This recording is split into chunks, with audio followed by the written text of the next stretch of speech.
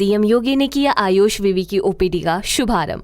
बोले परंपरागत चिकित्सा पद्धति को मिलेगा बढ़ावा। आयुष विश्वविद्यालय में ओपीडी का शुभारंभ कर मुख्यमंत्री योगी आदित्यनाथ ने कहा कि यूपी की परंपरागत चिकित्सा पद्धति को बढ़ावा देने के लिए इस विश्वविद्यालय को स्थापित किया गया है।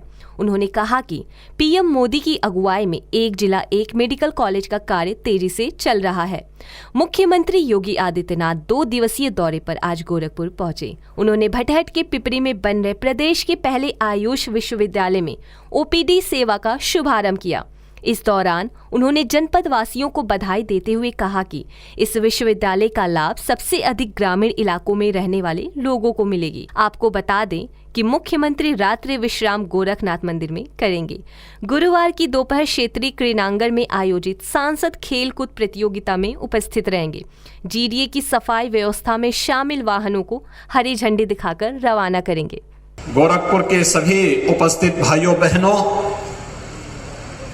महायोगी गुरु गोरखनाथ आयुष विश्वविद्यालय की ओपीडी शुभारंभ के लिए आज यह तिथि तय की गई है। यानी कल से विशेषज्ञ चिकित्सक आयुष पद्धति के माध्यम से यहां पर मरीजों को नियमित देखना प्रारंभ कर देंगे। इसके लिए मैं सबसे ज्यादा लाभ इसका भटट, चरगावा, पिपराइच, बगल में परतावल, पनियरा और गोरखपुर जनपद के सभी वासियों को, महाराजगंज जनपद वासियों की इसके बाद तुरंत महाराजगंज जनपद लग जाता है, इन सबको प्राप्त होने वाला है। मैं इसके लिए आप सबको हृदय से बधाई देता हूं। आप सबको मैं इस बात के लिए अपनी शुभकामनाएं।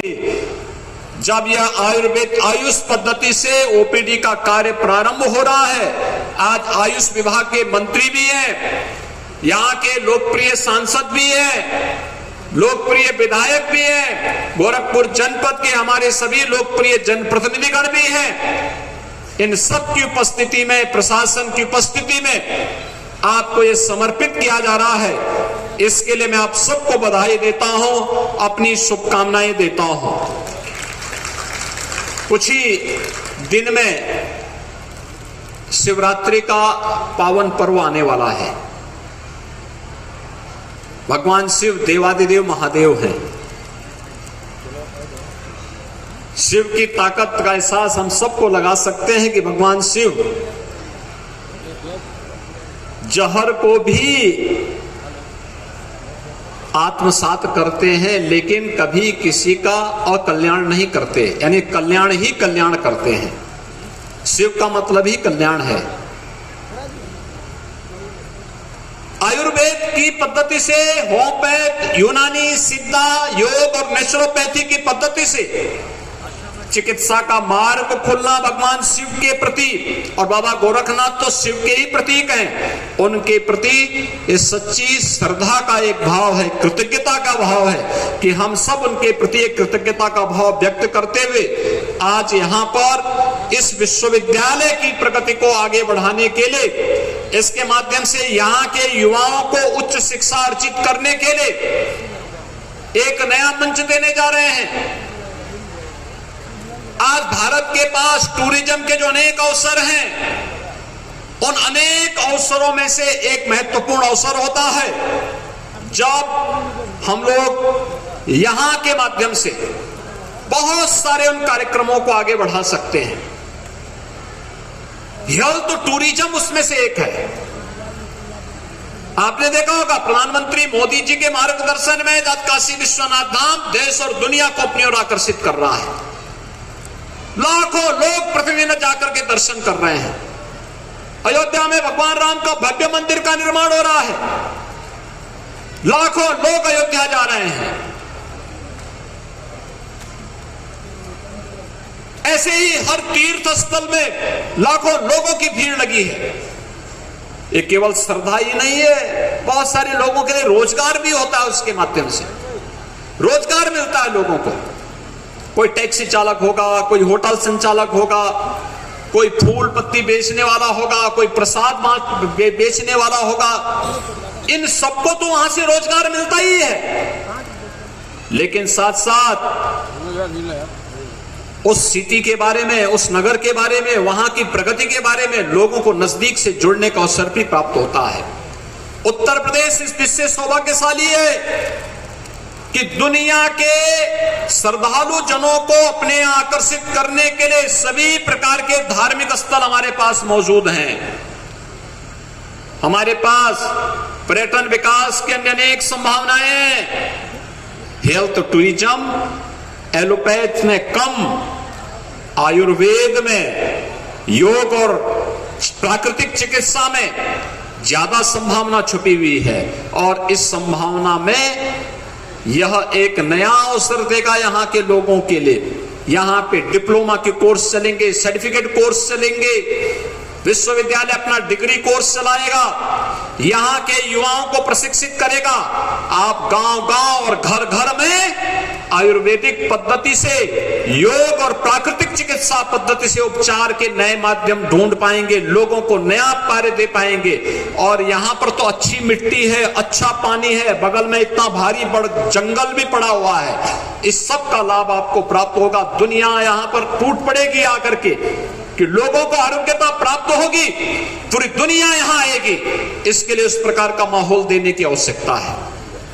भाइयों बहनों, अभी हम लोगों ने लखनऊ में ग्लोबल इन्वेस्टर समिट किया।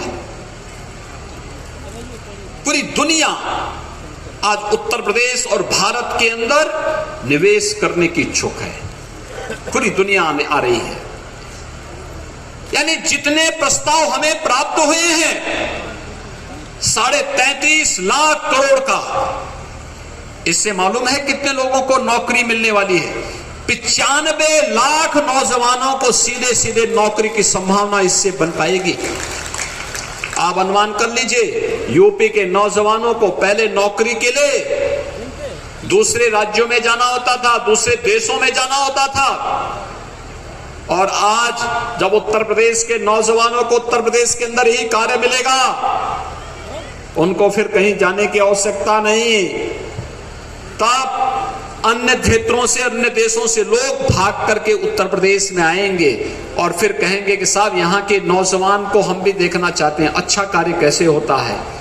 ये आबादी, युवा ताकत हमारी, युवा ऊर्जा है, ये प्रतिभा है हमारी। इसका बेहतर उपयोग समाज निर्माण के लिए, राष्ट्र निर्माण के लिए करना है।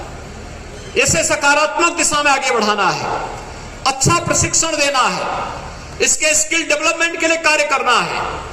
और इसके लिए हर एक संस्था को जुड़ना पड़ेगा अन्नदाता किसानों के साथ, नौजवानों के साथ, नागरिकों के साथ। सभी लोग मिलकर के कार्य करेंगे।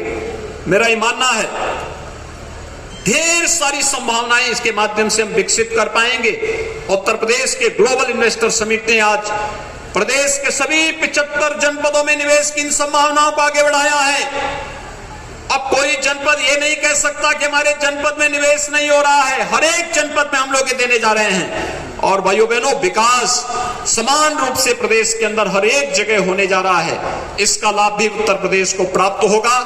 आज के इस अवसर पर यहाँ पे ओपीडी का जो कार्य कल से प्रारंभ हो जाएगा, मैं यहाँ के लिए आयुष विभाग को, माननीय कुलपति जी को, उनकी पूरी टीम को हृदय से बधाई देता हूं। और मैं उम्मीद करूंगा कि आयुष विश्वविद्यालय नवंबर दिसंबर तक बन करके तैयार हो। धन्वंतरी जयंती के अवसर पर प्रयास होना चाहिए कि हम आयुष विश्वविद्यालय के मुख्य भवन को भव्य रूप में देख सकें, क्योंकि भगवान धन्वंतरी की जन्मस्थली उत्तर प्रदेश ही है। और उस अवसर पर हम उस भव्य भवन को देख सकें, जिससे नए सत्र में इस विश्वविद्यालय के द्वारा केवल प्रदेश भर के महाविद्यालयों में ही प्रवेश की प्रक्रिया का संचालन न हो, बल्कि नए सत्र में यहां पर भी अगले वर्ष प्रवेश हो सके। यह भी कार्य हम सबको तय करना है। आज के इस अवसर पर मैं आयुष की पूरी टीम को हृदय से बधाई देता हूं, आप सभी का अभिनंदन करता हूं और विश्वास व्यक्त करता हूं कि विकास की इस प्रक्रिया के साथ हम कदम से कदम मिला करके उत्तर प्रदेश को भारत की सबसे बड़ी अर्थव्यवस्था में स्थापित करने में अपना योगदान देंगे। आप सबके प्रति मेरी शुभकामनाएं। धन्यवाद। जय हिंद।